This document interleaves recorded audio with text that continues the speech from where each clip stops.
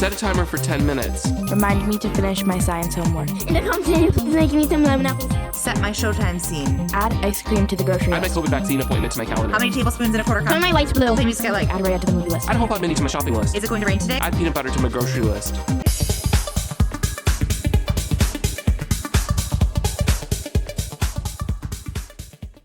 Hey, the Bread Lloyd here. Welcome to my channel all about smart home tech using Apple HomeKit. If you've watched my videos before, then you know I love the HomePod Mini and the original.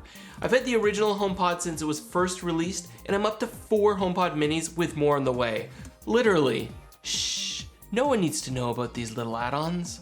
I love the rich sound and the deep bass on the original HomePods, and they sound great connected as a stereo pair on the Apple TV 4K.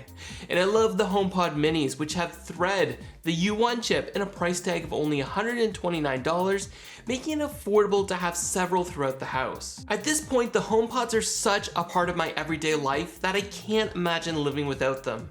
In today's video, I'm going to tell you the top 7 ways that I use my HomePod Mini and HomePods every day. Make sure to stick around until the end because I'm willing to bet there's at least one use that you likely weren't aware of. Number 1, alarms and timers. A HomePod Mini in the kitchen means that you always have a timer available, whether it's putting something in the oven or timing when your pasta's done. Alarms are great for waking up each morning, but they're also really great for scheduling reminders as well.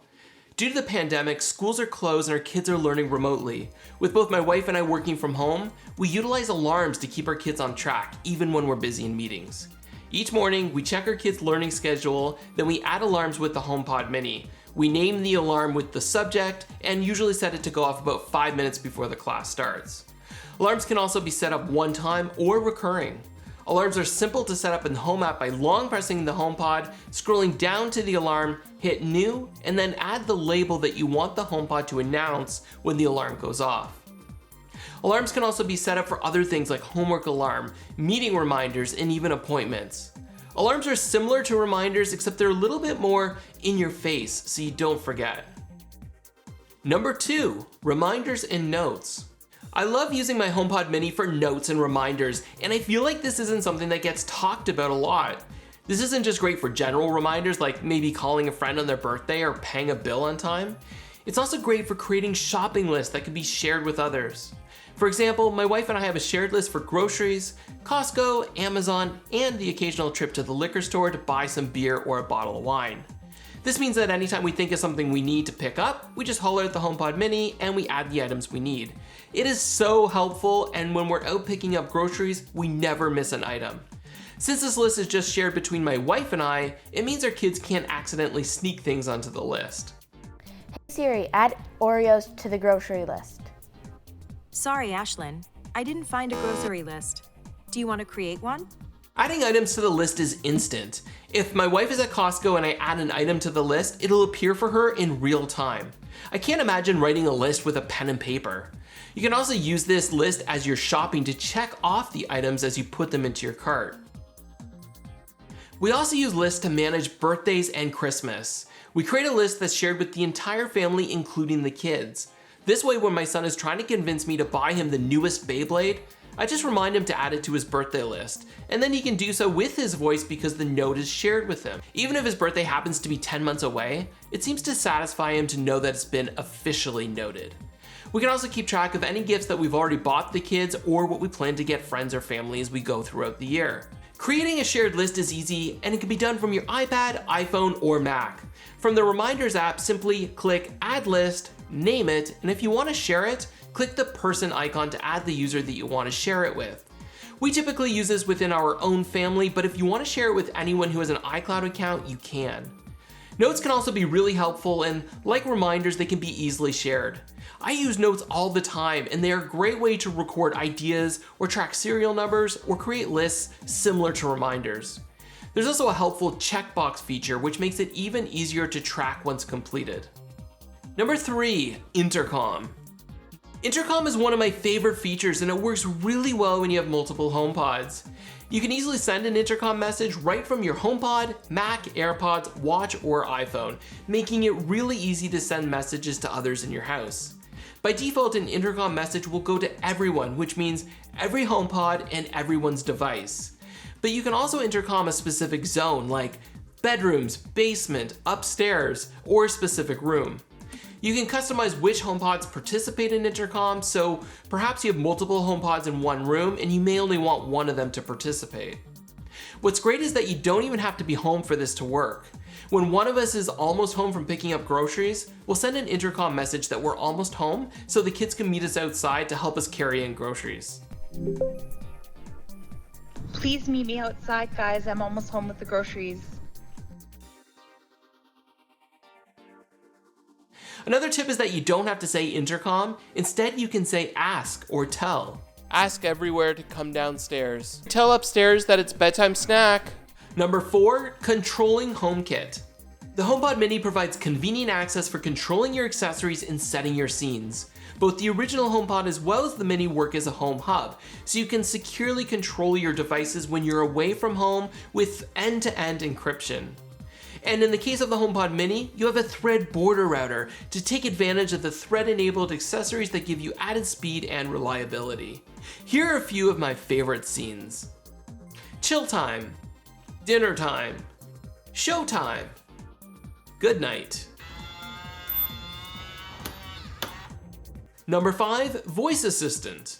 Siri can be used to get the news, check the weather, as well as provide help when you're in the kitchen and you need to do a quick conversion. Siri can also assist the kids with their schoolwork by helping them with English to French translation, checking spelling, and even using the HomePod Minis as a calculator or to look up other random facts. Of course, you can also use Siri to make and receive phone calls, as well as sending and reading back your text messages. Siri, read me my last message from Lloyd. Okay, Brad, you have recent messages from Karsha.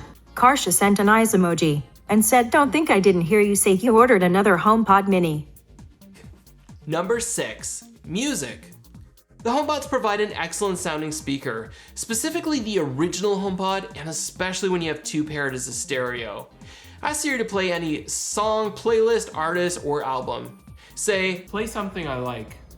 Sure, here's some music picked just for you.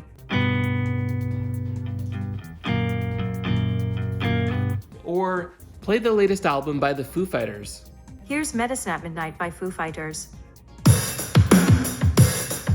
Or play my favorites. Now playing favorites mix. Maybe you want to hear a song, but you don't know what it's called. You can say, play the song that goes, like a machine, they'll fix you from the start. In Repair by Our Lady Peace now playing.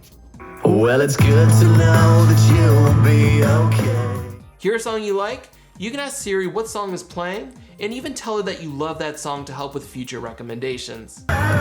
What song is this? This is called Drop Me in the Water by Our Lady Peace. I love this song. Okay, got it. Hear a song you don't like? Tell Siri, So let me. I don't like this song. Got it. I'll remember that you don't like this song. You can control who has access to play music on your HomePod, such as everyone on the same network, or only people sharing your home. You can even have a password added if you wish. If you have Recognize My Voice turned on, then the HomePod will play music based on who is speaking. For added convenience, you can also incorporate HomePod music into your scenes, or use a button like this flick button that I've set to play different playlists based on a single, double, or long press. As an added benefit, both the original HomePod and the HomePod Mini will soon support lossless music with a future update coming soon.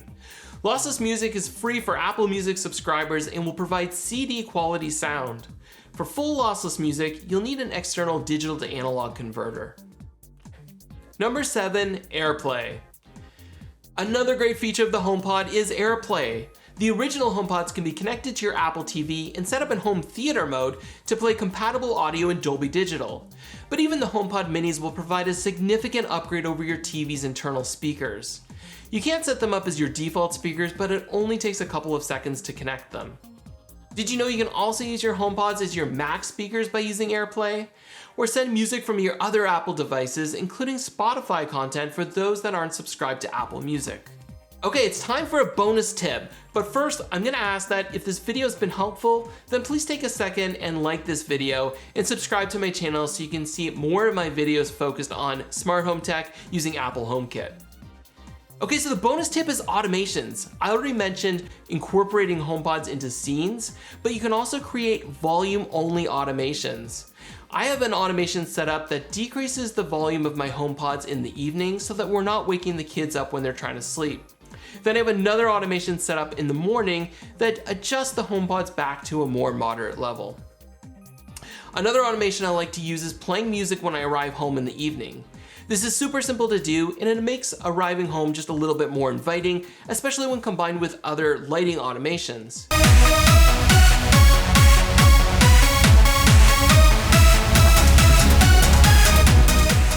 You can also make sure to save some power and set up an automation that turns your HomePods and other HomeKit devices off when you leave. I hope you enjoyed these tips. These are just some of the ways that I use my HomePods. But of course, there's so many other things you can do, like handoff, getting my daily update, and using them as my doorbell chime. What's your favorite use for the HomePod? I'd also love your feedback for future video topics. If you'd like me to go into more details on something, then be sure to let me know, and maybe I'll do a future video on it. That's it for today's video. Thank you so much for watching, and I'll talk to you soon.